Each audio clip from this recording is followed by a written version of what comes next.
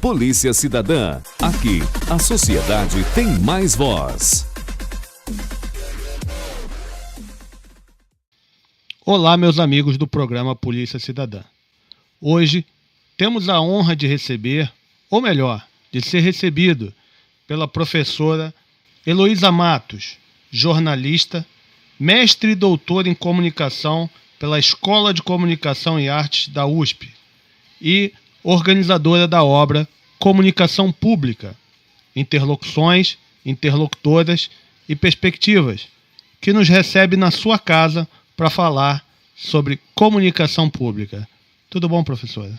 Tudo bem, doutor Cleito. É um prazer para mim recebê-lo aqui, porque, na verdade, eu penso que este programa, né, e a proposta do programa tem tudo a ver, está absolutamente conectado com aquilo que eu faço, com aquilo que eu trabalho e defendo, que é a relação cada vez mais próxima entre o cidadão e os agentes públicos. Fala um pouquinho da sua história, né, na comunicação. Sim.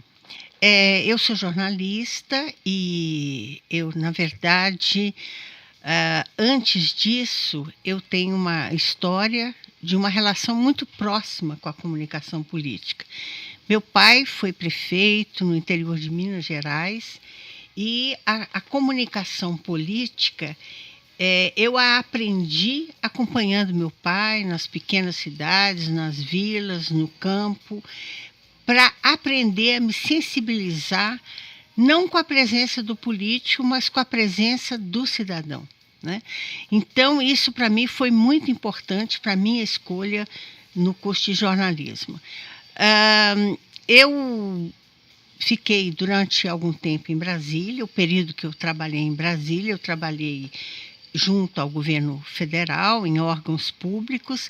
Vim para São Paulo para fazer o meu mestrado na USP, fiz o mestrado, fiz o doutorado, aí já em comunicação pública, e aos poucos eu fui descobrindo a importância da comunicação pública.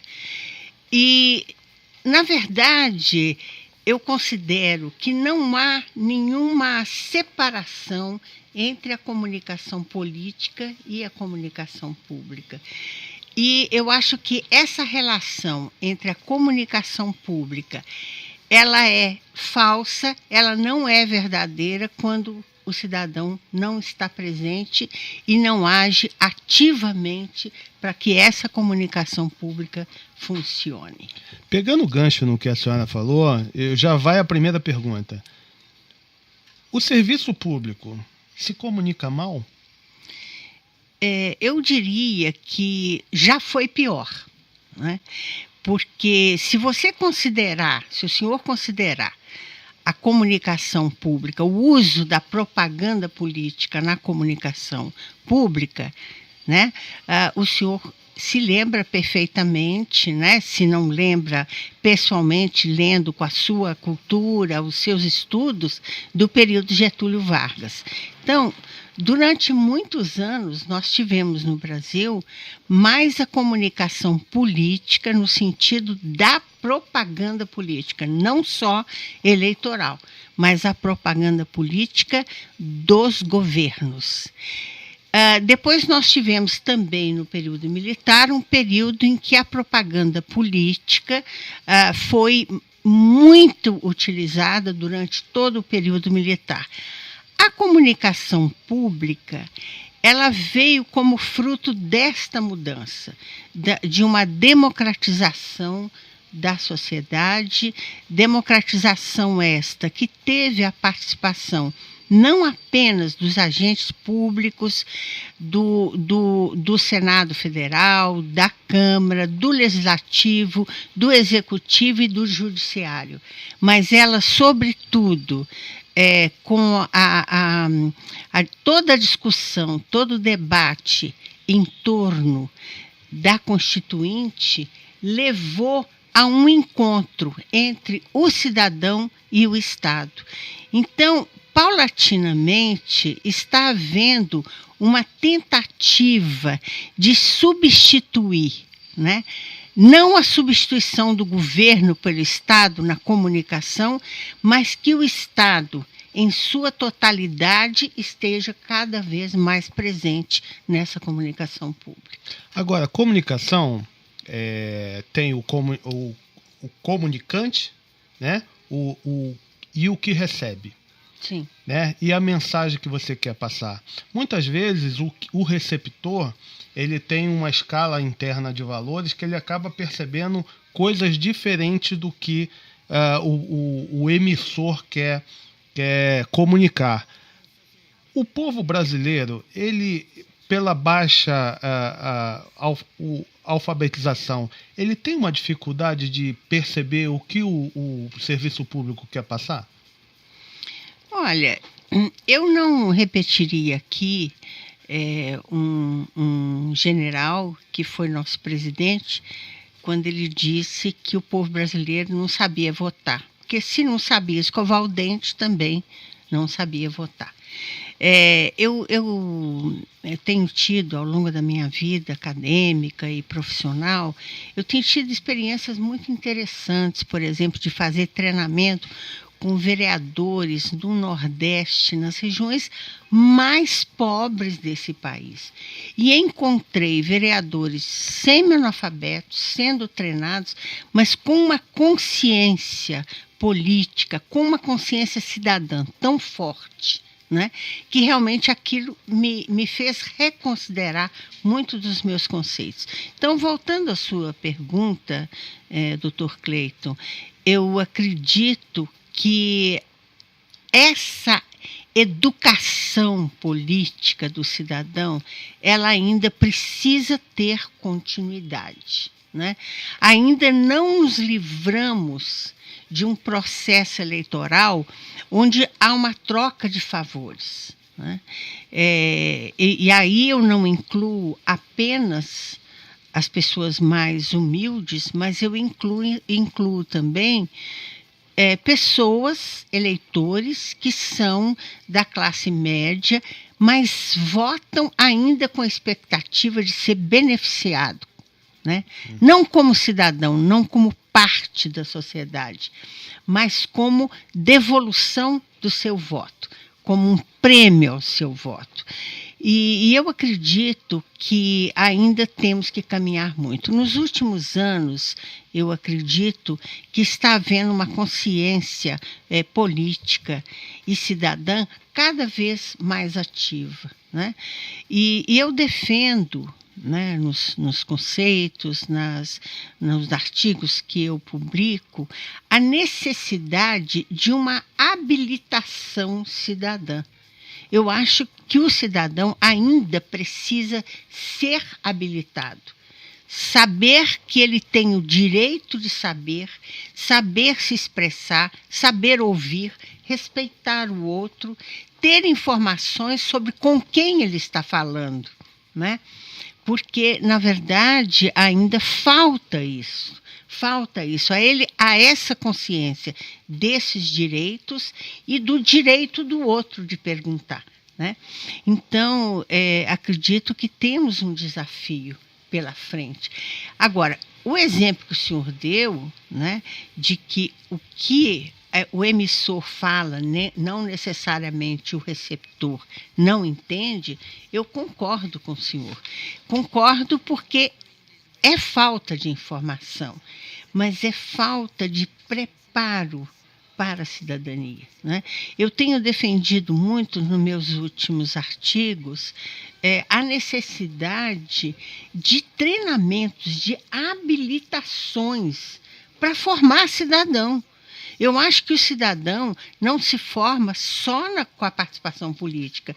Acho que a participação política é importante e eu tomo como conceito de participação política não apenas o voto, mas o interesse, né, pelo que está acontecendo, o direito de manifestar esse interesse, não só através da mídia, mas fora da mídia, né? Então, acho que temos que crescer muito ainda, porque hoje a manifestação política vinda do cidadão, muitas vezes ela toma um caminho, né, de muita agressividade, não é? E eu não sei se essa agressividade, se ela está precedida, se ela foi precedida de uma tentativa de diálogo. Então, acredito que esse diálogo é importante, é necessário que o cidadão se informe, é necessário que o cidadão tenha informações para que se sinta no direito de pedir e de exigir. Pegando essa informação e aquilo que a senhora acabou de falar, qual a sua opinião sobre essa acessibilidade que hoje nós temos? Então, hoje nós temos grupos de aplicativos onde a gente conversa com 200 pessoas. Nós temos redes sociais onde nós temos 3.000, 4.000, 5.000 amigos, pessoas que nós nunca vimos, mas que são nossos amigos e que a gente conversa ali todos os dias. Isso facilitou ou isso trouxe o discurso para uma coisa muito rasa? Eu acho que isso está me propondo duas questões. Uma coisa assim, facilitou? Sim, facilitou.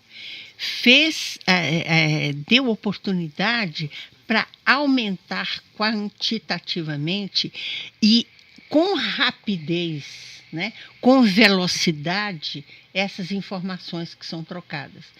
Por outro lado, quando a gente fala da compreensão, se o tema foi compreendido ou não, se as opiniões que são emitidas ali, elas são opiniões sustentáveis, né? São opiniões sustentadas pela informação, pela busca de informação. Neste caso, eu creio que o brasileiro é muito espontâneo, né? É muito espontâneo e muito corajoso também, de falar o que ele não sabe, de falar o que ele não entende, né? E, na medida, essa troca, né, através da internet, das redes sociais, ela tem sido muito benéfica. Ela tem sido benéfica no sentido de dar coragem ao cidadão de se expressar, mesmo quando ele não entende. Então, aí isto pode gerar uma série de equívocos, né? Então, hoje nós temos a mídia com o seu papel de divulgação para a sociedade, né? E temos esse outro lado da questão, que são as redes sociais, que também as informações são divulgadas com a mesma velocidade, né? Então, eu acredito, Dr. Cleiton, que nós estamos vivendo uma experiência que está nos aproximando de uma experiência mundial, porque isso não está acontecendo só no Brasil, né? E em termos políticos, esta circulação, né, a velocidade e a intensidade dessa circulação de informação, ela não tem sido acompanhada, digamos, de informações que são pertinentes, informações que são fundamentadas, né? Então, eu acho que esse é um preço que nós estamos pagando, né, por abrir espaço para que as pessoas falem. Eu tenho a impressão que isso gera se por um lado, gera conflitos, né? Por outro lado, gera a possibilidade de aprendizado, porque nós todos estamos aprendendo, né? Na medida que falamos, mesmo sem um conhecimento muito consolidado, né, nós ouvimos a resposta, as pessoas reagem às nossas informações. E essa reação não é só gostei, não gostei. Essas reações, muitas vezes, são fundamentadas, outras vezes extremamente agressivas, outras vezes acusatórias, né? Então, eu creio que esse é o preço que nós estamos pagando, né, por estar conectados, né, muito mais além das nossas fronteiras, né? E isso é É um preço alto que nós estamos pagando, mas, por outro lado, estamos aprendendo. A senhora falou do papel da mídia tradicional de informar a sociedade. Mas nós vemos em alguns canais, em alguns meios de comunicação, um certo exagero para as tragédias, né? Quando a gente, no Rio eu sou carioca, no Rio de Janeiro a gente tinha um jornal que a gente brincava que a gente tinha que ler de lado para não pegar nenhum tiro, não ter nenhuma bala perdida. Se a gente torcesse o jornal, cairia sangue. Esse exagero da notícia ruim, ele não é prejudicial e aumenta a sensação de insegurança? Aumenta, com certeza aumenta. Se essa notícia é verdadeira, eu me pergunto, por que não divulgá-la, né? Por que as pessoas não têm que ter conhecimento que determinadas áreas do Rio de Janeiro, e eu me refiro, por exemplo, à Lagoa, a Lagoa Rodrigo de Freitas, que durante uma época ela estava extremamente violenta, com assassinatos com arma branca, não é? Então, eu acredito que, eu digo novamente, esse é o preço que estamos pagando pela velocidade que a informação tem. Agora, a mídia, ela se alimenta do quê? Da informação de interesse público, né? Agora, o senhor deve se perguntar, mas o crime, né, a violência, é de interesse público? É de interesse público. Agora, o exagero, a exaustão, né, de um fato violento, sim, pode, digamos assim, fazer sentir à sociedade, ao cidadão, que ele não tem segurança nenhuma, que ele não pode mais deixar a casa dele, que ele não pode mais circular, né?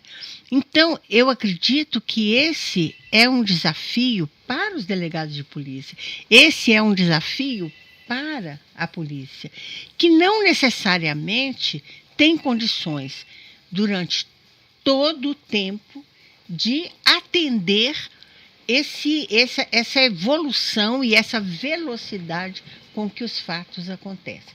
Então, acredito que a mídia, né, aí eu falo do rádio, da televisão e do jornal. O jornal hoje, ele lança no outro dia notícias que nós todos já sabemos, né? E ele só faz sentido se ele analisa as informações, não apenas apresenta a informação, mas checa as informações, ouve outras pessoas de vários lados da questão.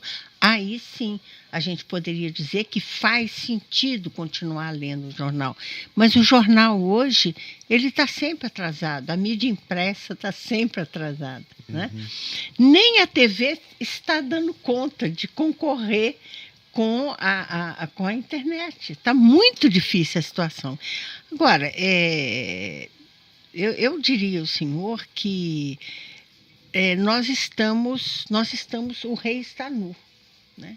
Nós todos estamos nus, porque não dá mais para esconder os fatos que estão acontecendo. E isso causa um sentimento nas autoridades, um sentimento de cobrança muito forte.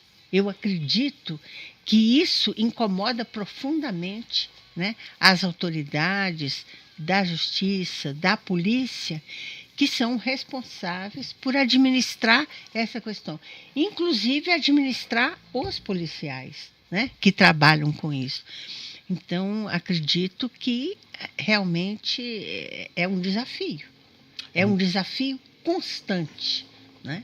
E nesse desafio, trazendo para o lado da polícia, né, que eu sou policial, trazendo para o lado da polícia, nós temos o exemplo da polícia militar do Rio de Janeiro, que é, infelizmente, vista como inimigo da sociedade, e nós temos a Polícia Federal, né, que tem a salvação do Brasil, como muitos falam, por causa da Operação Lava Jato.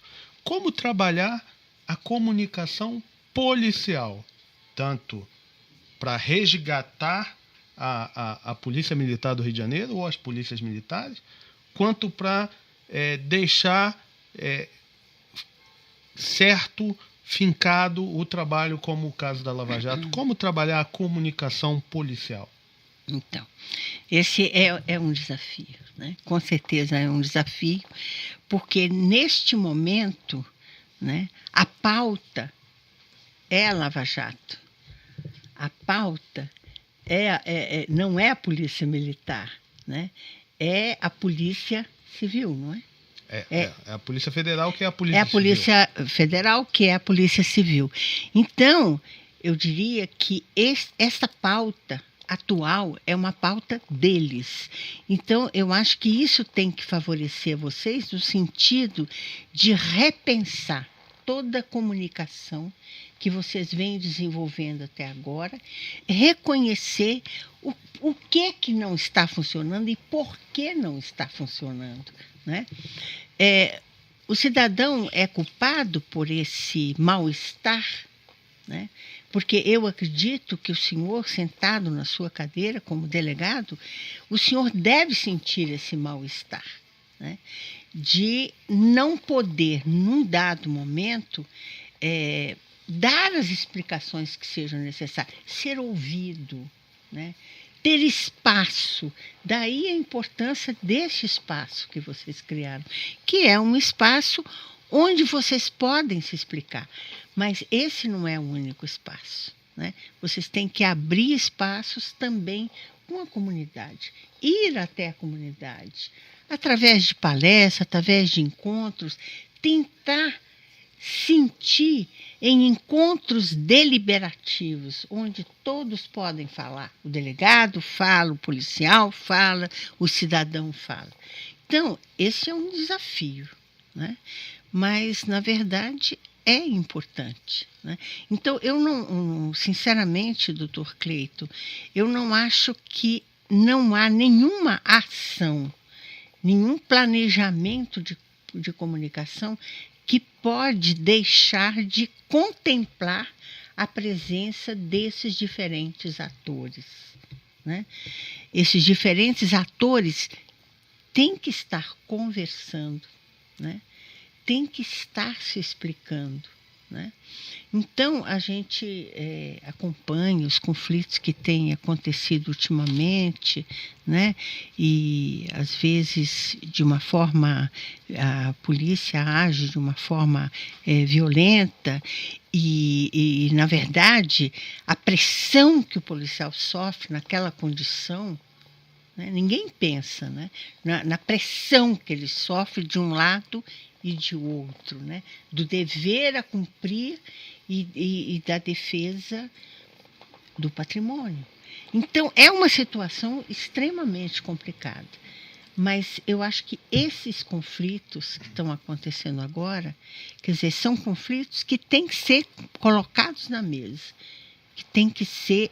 Eu não digo que eles sejam colocados publicamente na mídia agora, né? Eu acho que é um momento de repensar e é um momento de convidar o cidadão para conversar. Agora, uma questão, nós falamos... Pode ser que seja muito idealista o que eu estou dizendo, eu reconheço que é idealista, mas é a única saída. Eu não vejo outra saída. Nós falamos sobre as novas mídias, né?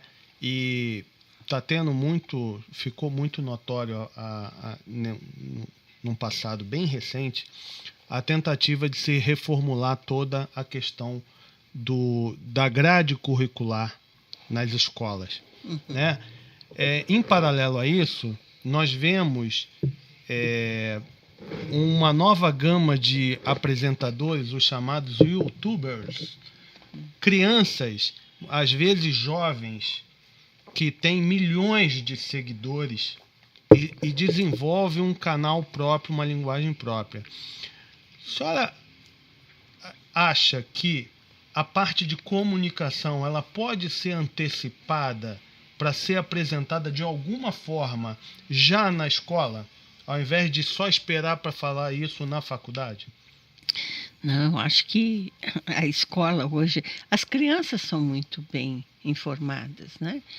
Eu tenho um neto de 9 anos, 8 ou 9 anos, e ao perguntar o que ele quer fazer na vida, ele disse: vovó, eu quero ser youtuber. Não é? Eu quero ser youtuber.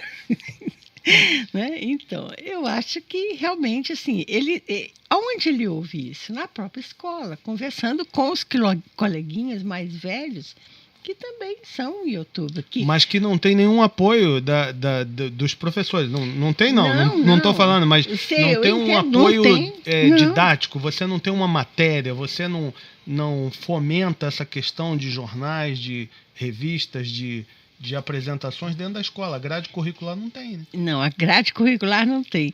Mas eu vou lhe dizer uma coisa, pela minha própria experiência, eu tenho uma filha que é professora também, do primeiro e segundo grau, hoje ela está no MEC, Ministério da Educação, mas ela dava aula na periferia, em Brasília, né? Então, para ela foi uma experiência muito interessante. E periferias extremamente violentas, né?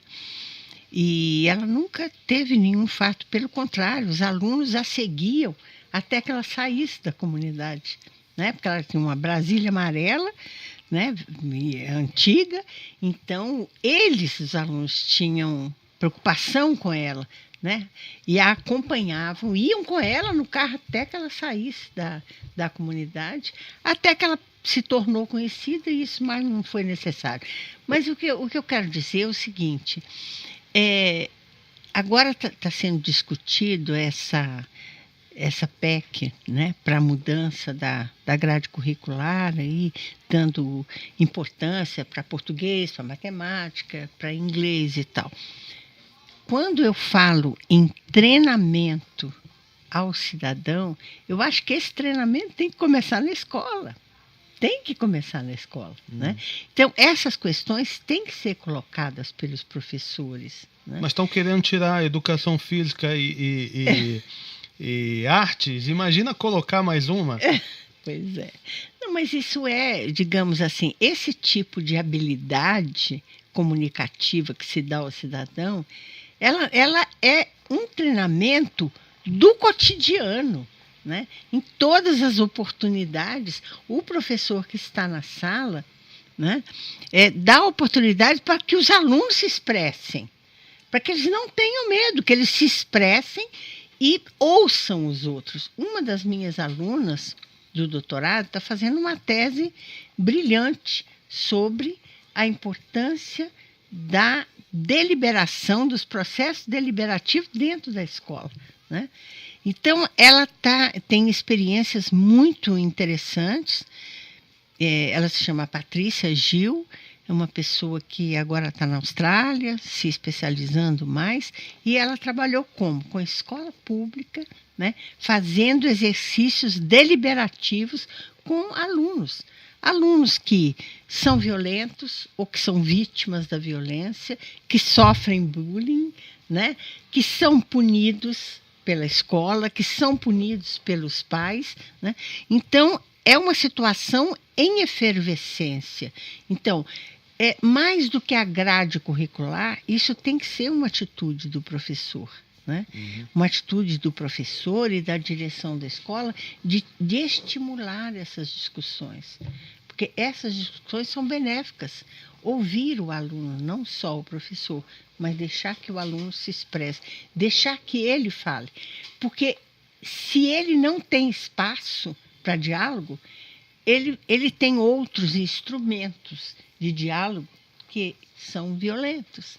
Ele tem a arma, né? Ele é convidado para fazer parte do tráfico de drogas. Então, aí, essa é que é a grande questão.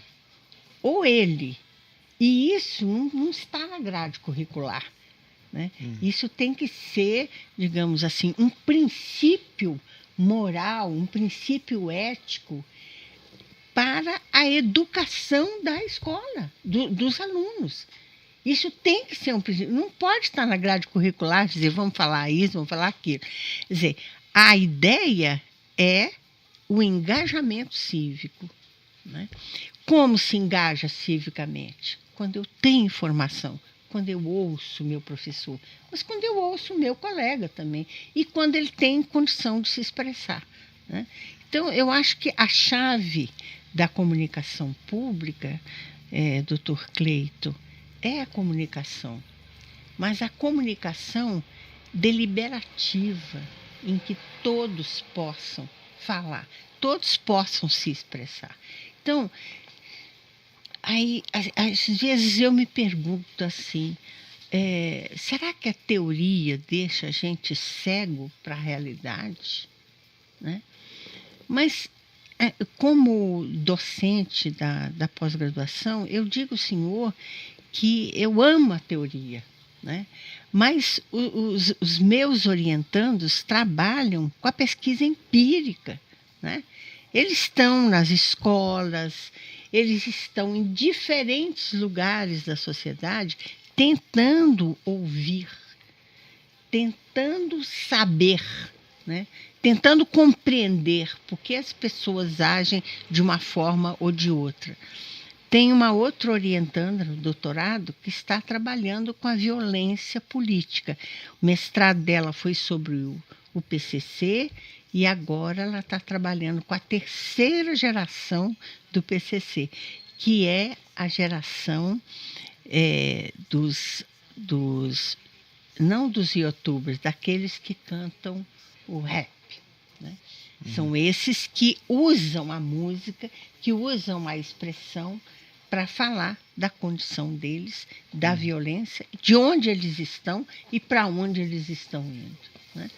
Então, eu acho que é difícil se dissociar da teoria, mas, por outro lado, a teoria, ela realmente faz sentido quando a pesquisa empírica traz a resposta para comprovar ou não essa teoria, né? Então, este trabalho que vocês desenvolvem aqui, né, nessas coleções, e que eu, com muito prazer, vou examinar e vou ler, o que é? Ele é resultado de uma pesquisa empírica, de pesquisas empíricas. Eles chamam as teorias, mas eles também fazem a pesquisa. Eles também tentam trazer a experiência do dia a dia de um delegado, as dificuldades que ele encontra, e reúne essa empiria com as teorias para poder escrever um artigo, né? Relatar, né? Uma situação que tem valor não apenas para os delegados de polícia, não apenas para os policiais, mas para toda a sociedade. Então, esse é crescimento, né? Esse é crescimento.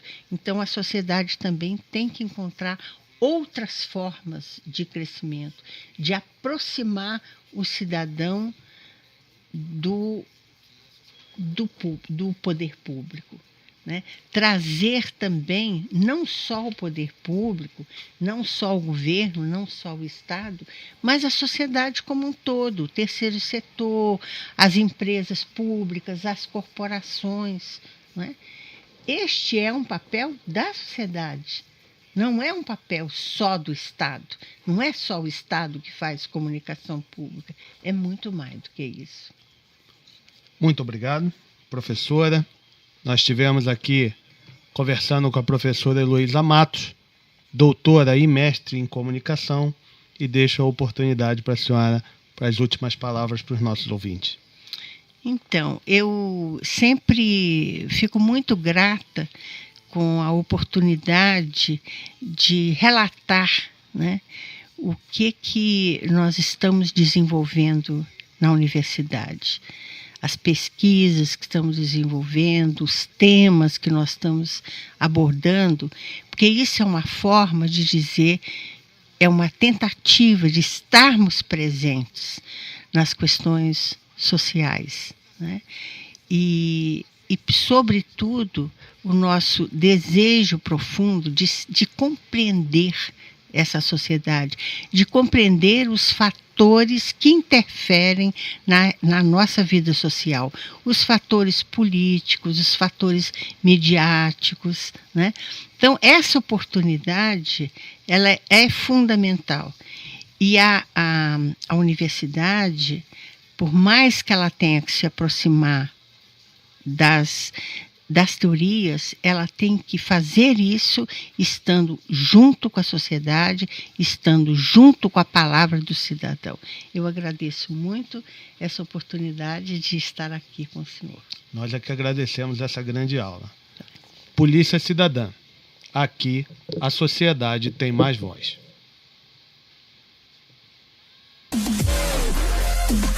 Polícia Cidadã. Aqui, a sociedade tem mais voz.